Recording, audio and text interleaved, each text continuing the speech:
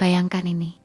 Sebuah desa kecil di Inggris, tahun 1600-an, langit kelabu, angin dingin, dunia belum mengenal listrik, belum mengenal roket, belum mengenal satelit, dan di sebuah kebun sunyi, seorang pemuda duduk sendirian. Tidak ada penonton, tidak ada kamera, tidak ada yang sadar bahwa momen itu akan mengubah sejarah manusia. Lalu, sebuah apel jatuh, bukan ledakan, bukan mukjizat, hanya apel yang jatuh dari pohon, tapi dari pertanyaan sederhana. Kenapa jatuh ke bawah? Lahir hukum yang menjelaskan gerakan planet, orbit bulan, hingga peluncuran roket keluar angkasa. Ini bukan sekadar cerita tentang apel. Ini adalah kisah tentang kesendirian, wabah mematikan, ambisi besar, dan pikiran yang menolak menerima jawaban biasa. Ini adalah kisah Isaac Newton.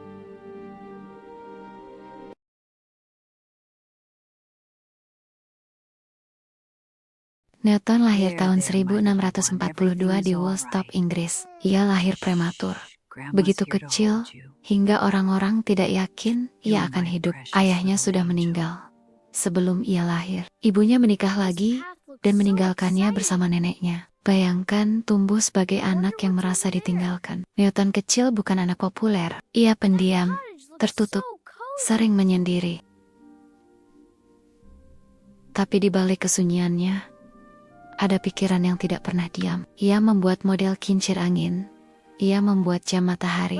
Ia mengamati bayangan dan cahaya. Sementara anak lain bermain, Newton berpikir,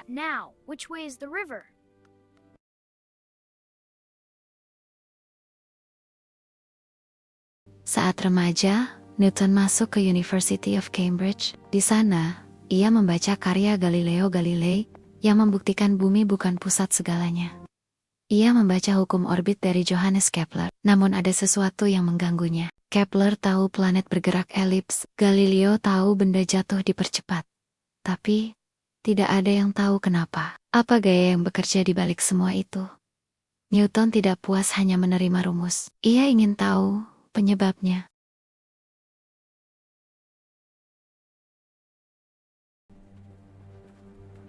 Tahun 1665, wabah besar melanda Inggris, dikenal sebagai Great Plague of London. Universitas ditutup, mahasiswa dipulangkan, banyak orang panik. Banyak yang kehilangan keluarga. Newton pulang ke desa. Ironisnya, justru dalam isolasi inilah, pikirannya meledak. Selama hampir 2 tahun sendirian, ia memikirkan cahaya, gerak, angka, dan gaya tak terlihat yang mungkin mengikat alam semesta. Dunia berhenti. Pikiran Newton tidak.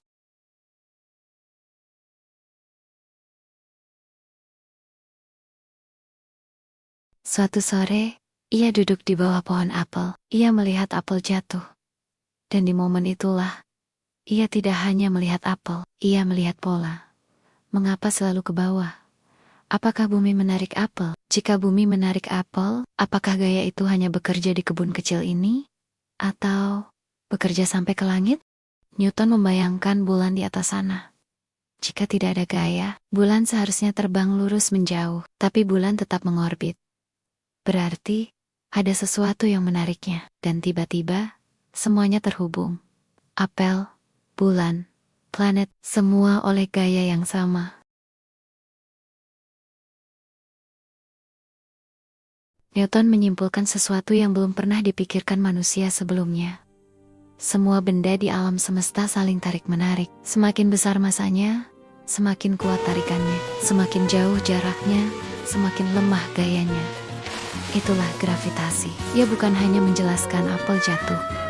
Ia menjelaskan mengapa planet tidak bertabrakan, mengapa laut mengalami pasang surut, mengapa kita tidak melayang ke langit. Gravitasi bukan sekadar gaya. Ia adalah benang tak terlihat yang menjahit kosmos.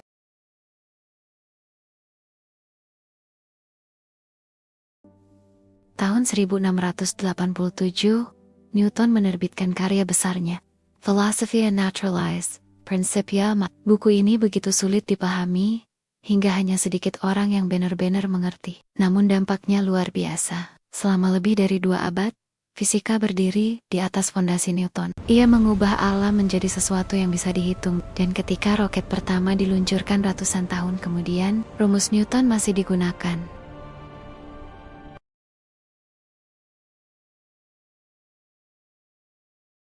Newton bukan orang yang mudah. Ia keras kepala dan sangat menjaga reputasinya. Ia terlibat perseteruan besar dengan matematikawan Jerman Gottfried Wilhelm Leibniz tentang siapa yang menemukan kalkulus lebih dulu. Persaingan ini memecah komunitas ilmiah Eropa. Newton bahkan menggunakan pengaruhnya untuk menyerang reputasi Leibniz. Genius? Ya, sempurna, tidak.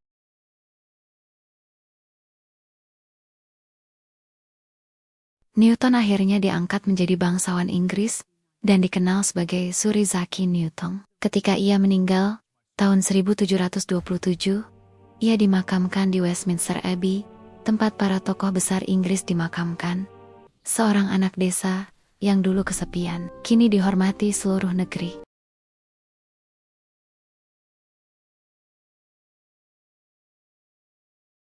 Ratusan tahun kemudian, manusia meluncurkan satelit ke orbit, roket menembus atmosfer. Astronot mendarat di bulan. Semua perhitungan itu, lintasan, kecepatan, orbit, masih menggunakan hukum Newton. Sampai akhirnya, awal abad ke-20, muncul seorang ilmuwan bernama Albert Einstein yang menyempurnakan pemahaman kita tentang gravitasi lewat relativitas. Namun bahkan Einstein berdiri di atas bahu Newton.